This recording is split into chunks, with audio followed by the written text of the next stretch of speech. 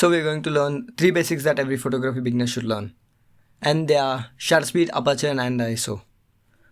These three things are also called as the exposure triangle as they decide how much light you get into the photo. These three factors are what balance the light in your image. Moving on, shutter speed. What is shutter speed, you might ask? Is the time taken by the camera to capture an image.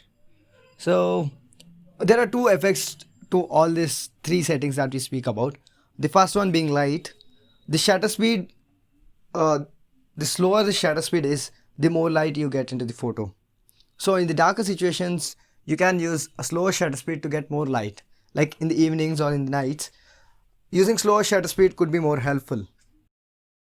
The second effect of shutter speed is motion.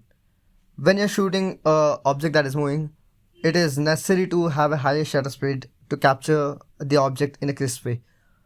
If you're using a slower shutter speed to capture a moving object, you'd probably end up getting the motion blur of the object. The object is blurred out.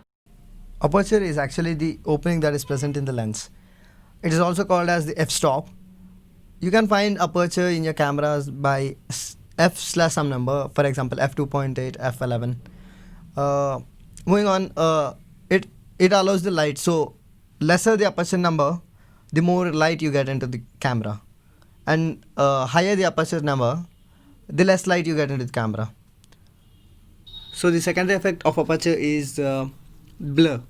So when you're using a lower aperture, you're having a lot of things out of focus. Like the field of focus is very narrow, and when you're using a higher aperture, the field of focus is very wide. So there are a lot of things in focus. Moving on to the last topic, it's ISO. ISO can be defined as light sensitivity of sensor. So when you're changing the ISO, you're changing the sensitivity of the sensor. So higher the ISO, more light the sensor absorbs.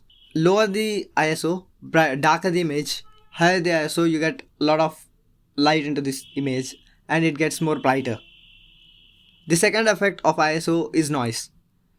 So when you're increasing the sensitivity of the sensor, the image gets more noisy. As you're adding more and more light to the image, more grain come into the image.